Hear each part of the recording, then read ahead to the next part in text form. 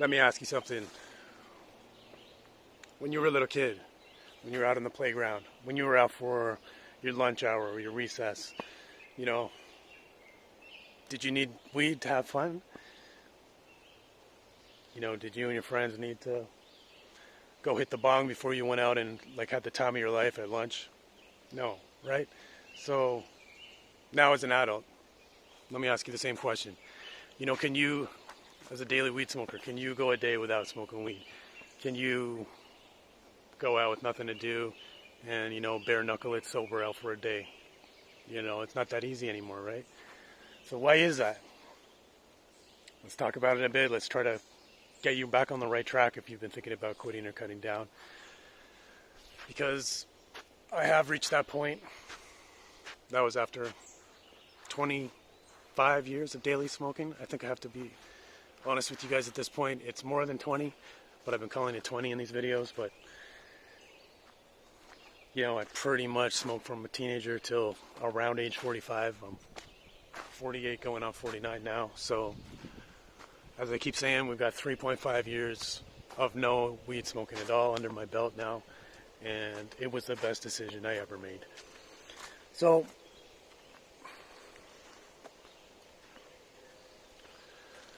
all right, let's stop the BS here and just admit that it's not super easy if you smoke every day or if you do anything every day to just all of a sudden stop. So you got a little bit of a challenge ahead of you.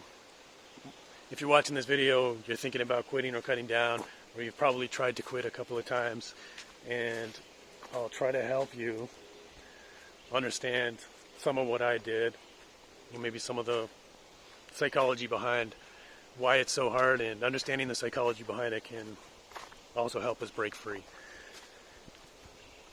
And not only psychology, but brain science, which I have touched on in a couple of these videos already.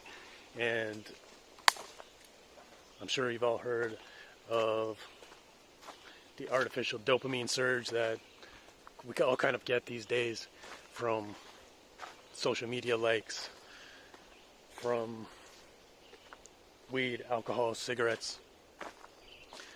And this is basically training your neural pathways to expect a dopamine hit on a daily basis artificially. So when you were a kid, you were actually still getting dopamine surges, but it was from play. It was from social interaction with your friends, from laughing.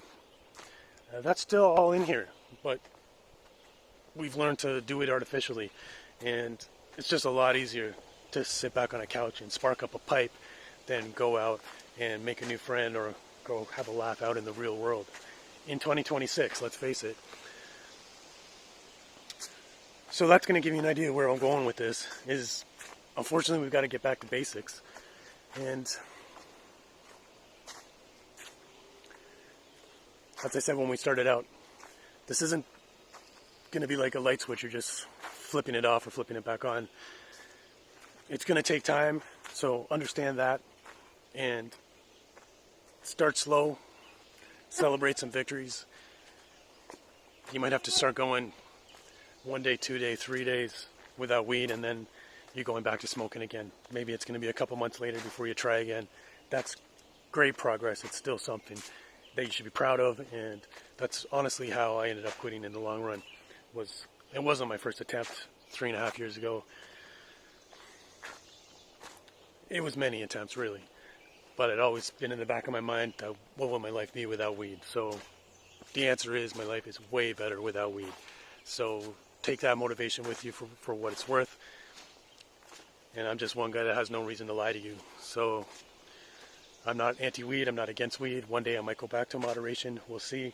But my life has improved so much, and my brain is just functioning at such a higher level, I feel, that I'm just enjoying my life right now. One day in the future, we might go back to moderation. And you can keep that in the back of your mind. You know, I've also quit smoking cigarettes 20 years ago. I smoked in my 20s, so I do know a little bit about quitting also. Never went back to cigarettes, thankfully.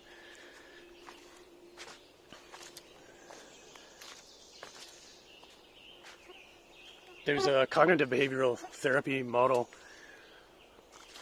that you might be aware of, CBT. You can look it up. It's something that I've researched before.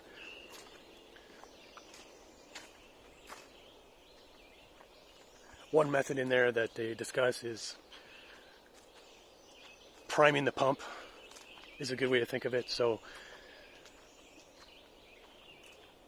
at first when we quit our activities that we used to do while baked, they're not going to be as fun anymore. They're not going to feel as fun anymore, I should say, for the most part. I'm not going to say everybody's the same, but that's the way it was for me. And they use CBT to help treat depression. And people that are depressed will often have the same thing. Activities that they used to find fun in their youth or in previous times before they got depressed, they're just not fun anymore. It's a condition called anhedonia. I'm sure many of you have heard of. You can look that up. Priming the pump is essentially forcing yourself to do the activities that you used to do until you start enjoying them again, essentially. So you just want to try to get that little spark back. So, and there's going to be some activities that are just not going to be that fun anymore. Stone, guys, I hate to break it to you. What does that tell you, though?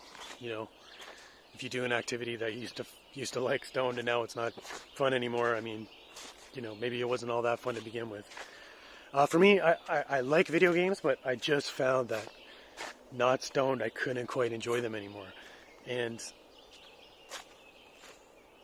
you know, that still freed up a lot of my extra time. So instead of being stoned playing video games, I was doing other things. I was researching businesses to start. I was developing my skills online. So in that case, I didn't need to prime the pump when it came to video games. I'm not saying I quit video games forever, but for me, I just didn't find the joy in it sober. But playing sports, being active, you know, I'm not a massive social sports guy, but I like to play basketball on my own. So I would do that. I would go for my walks and my hikes. My walks and hikes I used to do baked, so obviously that wasn't as fun at first, but I forced myself to do it. And, you know, today I'm loving hikes and walks. And I'm telling you, find that activity, whatever it is for you, develop something new, go back to something you used to enjoy as a child. These are some of the keys that'll help you out when you're going through this. It could be bike riding, working out, calling an old friend, and push through. You know, there's something else I read that cravings actually only really last 15 minutes. I know it might feel like it's lasts nonstop, and you know, 3.5 years later, I get a lot less cravings, but I still do get cravings to smoke weed. You know, I still think weed is good and fun, but I've trained my brain now to enjoy life without it. So thankfully, I just push through it. But the point about the 15 minutes is, if you can just occupy your brain for that 15 minutes, there's a good chance the craving will pass. So even if it's do a little bit of cleaning, grab a snack, anything that can get you past that 15 minutes, even the awareness that the craving might only last 15 minutes. So, guys, I'm not talking about heroin here or any physically addicting drug. We're just talking about weed today. So, or cigarettes, you know, but we're just, obviously, nicotine is a lot more physically addicting than THC. But weed is, for the most part, a mentally addicting substance. So you're getting past that 15 minutes and you're good for another little while. And you'll gain confidence, you push through. I'm telling you, give it a shot. You have nothing to lose. You owe it to yourself to try to see what life is like without weed. I'm not bashing anybody that likes smoking weed and wants to continue. I'm just giving you my experience from this side, what it's like, what I had to go through. And although it wasn't super easy, again, I'm just so thankful that I tried and succeeded in the end. I'm wishing the best for you guys. Please keep coming back and checking for me. We'll talk soon. All right. Peace.